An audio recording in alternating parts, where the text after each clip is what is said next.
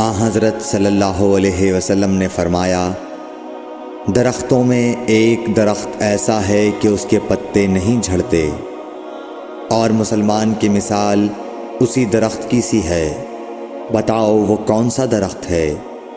یہ سن کر لوگوں کا خیال جنگل کی طرف دوڑا۔